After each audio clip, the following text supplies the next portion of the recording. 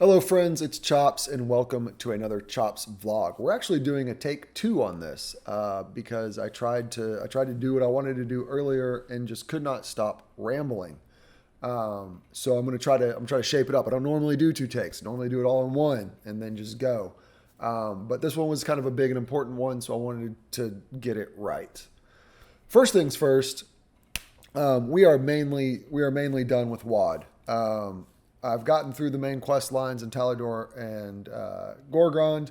I didn't realize this, but there are achievements for not just the main quest line, but then like all the little side quests. So I still have to go through and do those.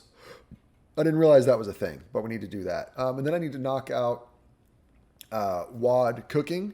And then I think next week I'm going to go back a step, work on Pandaria cooking, and then after that week's up, move into Legion.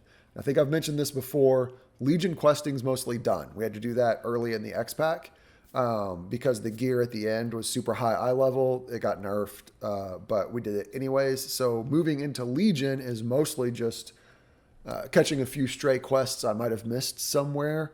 I don't think I did, but maybe. And then doing Legion cooking and Legion engineering before moving into BFA. So I won't be in Legion for long. Bummer, dude. I didn't really like that X-Pack anyway, so who cares? But there is some big news regarding, some big news that free-to-plays actually care about Dragonflight coming up. And that's what I wanted to talk to you about is they gave us a talent tree preview. And I'm actually going to bring that up, break from the norm here of just, looking at game footage or whatever, and bring that up on the screen. Ta-da! Well, maybe. Yeah, that should be it. Get that out of my way, and then we'll talk this through. So this is Dragonflight Talent Preview. This is on worldofwarcraft.com. You can look through this if you want. They give you this they're really cool about it. They give you this whole talent system design philosophy and kind of walk you through like how they're thinking about the talent trees. If you haven't been on just sort of like the cutting edge of what's coming in Dragonflight, they're getting rid of the very stupid talent system that we currently have where like every 10 levels or whatever, you pick one of 3 abilities and then and that's all you get for talents. They're going back to the old school system that they had up through like Kata, where you get a whole tree that you can choose from, and like each level you put a point in it, right? And then that's sort of how your character progresses is you put points in this talent tree as you go along, which is great. It's fantastic. A phenomenal idea. Blizzard is truly delivering on the promise of what an MMO and character creation and customization should be by swapping back to talent trees. It takes a lot to say you were wrong for like 10 years about this stupid talent system. But I'm glad they're finally fixing it and going back. There's some good like talk about their design philosophy, some frequently asked questions that they answer here, some nuts and bolts that they talk about. And we're just going to go through this a little bit, which I think is important. And the one that really caught my eye was this one here that says, "Does this mean it's possible to make very bad builds?" In short, yes. Awesome. Like, that is fantastic. It says, they put some limits and guardrails here so that like you're either automatically given or can't not choose abilities that are essential towards your specs rotation, but they are putting you in a position where you can make bad decisions. And that's an important part of, I think, MMO gameplay is allowing people to make bad decisions and then allowing them to learn from those decisions and fix them. That is a part of learning your character. What actually works and what doesn't work. Not what like, I really wish I could play this way and it's just a terrible way to play, but hey, go forth. That's huge. I think that's a big one. They come down here. Abilities learned before 10 are the most basic elements of what starts to make you into your class. So you're going to get a lot of stuff by the time you hit level 10. Then at level 10, you get your first class tree point. And then at level 11, you get your first specialization tree point. It alternates from there back and forth all the way up to level 70. So you will have at level 20, 6 class tree points and 5 specialization tree points. I'm going to show you what that looks like now. We're going to scroll down to the talent trees. You'll notice that they've got each spec. This is Balanced Druid, Feral Druid, Resto, Guardian. There's the class tree and then the spec tree off to the side. And if you're curious about what these actually are and not just looking at the icons, they tell you here, Druid baseline abilities. If I read it correctly, you're going to have all of these by level 10. That's a lot of travel forms. Surely not all of them by level 10. That's flight form. Anyways, teleport, stuff like that. Those are baseline abilities. You will learn through leveling and do not require you to spend talent points. But then class talents. So this is, again, the class tree. They walk you through, row 1 is all of these. Row 2 is all of these. Row 3 is these, et cetera, et cetera. And then they do the same for each of the individual specs, row 1, row 2, row 3. But what I wanted to draw your attention to was 2 things. One, very quickly, see these big red letters right here that say work in progress mockup? Take that seriously. Don't look at this talent tree and go, okay, cool, this is what we're going to have in Shadowlands. Because chances are some of this is going to move, it's going to swap around. They may combine some of it, they may split some of it apart. Don't go into this in like 5 months when they've changed it and be like, well, Blizzard took this away from us when you never actually had it to begin with. Work in progress mock-up, take that seriously. But I think despite that, we can look at this and at least get an idea of where their head's at, sort of, and how they want you to be able to customize your character. What I mean by that is, remember in your class tree, you're going to have 5 talent points, right? And so you're going to be able to put that, this is like, you have to get the Eclipse one, and then you can go into, this is, what is this, row 2, Improved Eclipse or Improved Moonfire and Sunfire. Very cool. You kind of get to choose like how you go down here, and then like you'll notice that these 3 talents here are the 3 talents you can currently choose at level 15.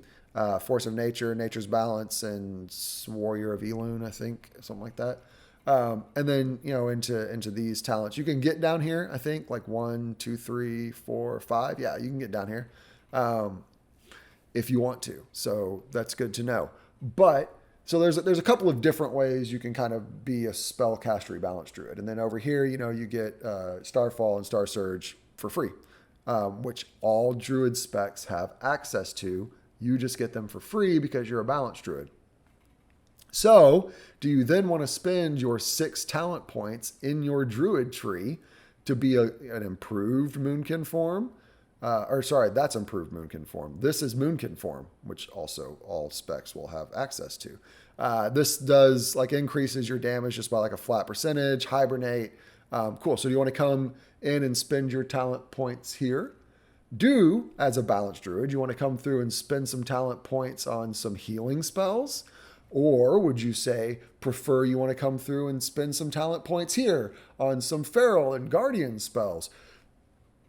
You can build sub-specs. You are a balanced druid that does essentially feral affinity, or you are a balanced druid that does sort of, resto affinity, or you're just a more powerful balanced druid, right?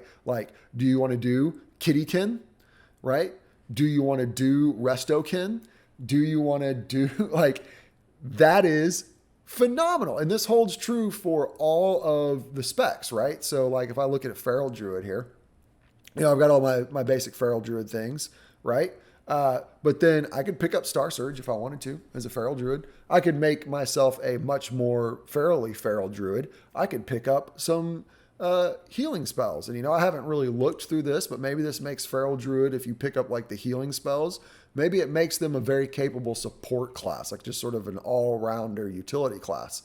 Resto Druid is a very popular flag carrier in our bracket. So maybe you swing down here and you pick up sort of a little more durability, and then you swing out over here and you pick up a little more feral durability, or you pick up Swiftmen, or maybe you run in a little bit of like nature swiftness into curse clear, which is what that is there, and you play like a hardcore like support utility spec with that. You have so many options. Like, do you want to be a resto druid with a little bit of balancy stuff? Do you want to be a balanced druid with a little bit of resto-y stuff? Like, it's awesome. This is hugely cool, and it's allowing us to create what I call sub specs, right? Like I said, like, do you want to be a resto kin druid? Do you want to be a feral kin druid? Do you want to be a balanced druid with a little bit of feral ability? Like, you get to swap that around. And very exciting. That means things like Spellhance Shaman are going to be coming back. Who knows if they're great? It's possible. And it's not going to be some weird, goofy build that a bunch of guys on the forum were just like, we're going to force this to work. It's going to be awesome. So I'm very, very excited for the direction that they're taking talent trees, and that because they're willing to allow us to make bad decisions, it means that we're probably going to be getting these sort of like cool hybrid abilities. Like, look at Unholy Death Knight, right? Like, here's obviously like a Frosty tree, a Bloody tree, an Unholy E tree in the Clash tree, right? And then here's the Unholy stuff. So do you want to be an Unholy Death Knight with a little bit of Frost flavor? Do you want to be a Frost Death Knight with a little bit of Unholy flavor?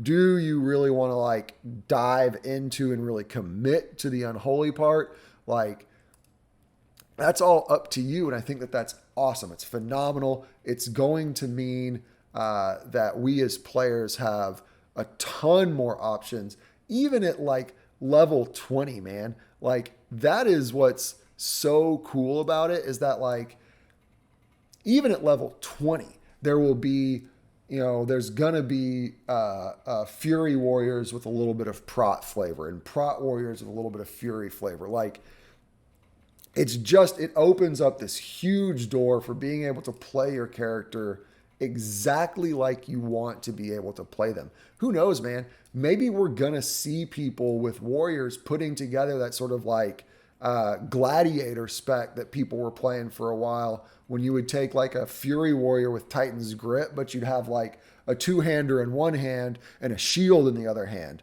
right? Like, that might be something that's possible coming up, and that's super exciting. I would never play it. I think it's silly, but it's exciting for people who want to play it. Like, that's very, very cool, man. I cannot tell you how hyped this makes me for the way that Blizzard is thinking about character progression and character customization moving forward into Dragonflight. All other things about Dragonflight aside, and my extreme disappointment in Cross Faction, which, by the way, was very cool. I got my Horned Viking helmet. Yay, everybody. But my extreme disappointment in Cross Faction may actually still kill my enjoyment of the game. But the character design and character progression that the talent system swap indicates a huge swap in their thinking about those things. And that should be very, very exciting. Beyond just, we get cool new stuff for 20s and our PvP is going to be so much more interesting. Just the game as a whole can only benefit from them having the sort of like hindsight to say, yes, we messed it up. This stupid talent system is dumb and unrewarding and nobody likes it. So it is right and good that we're going back to this talent tree system, and we're going to spend some time to make it really good and really allow you some hybrid options and really allow you some customized play. Like, the fact that they are thinking like that only means good things for the future of the game. And everybody should be super stoked on that. Whether you're here for twinking, whether you're here for in-game play, that is a massive, massive improvement. And I can't say it's exciting too many times. Do you see why I maybe had to take like 2 takes at this? Anyway, guys, thanks for hanging out. Thanks for listening to me ramble a little bit about this. I'm going to go find the Draenor cooking trainer and get these professions knocked out. Until then, guys, I'll talk to y'all next time.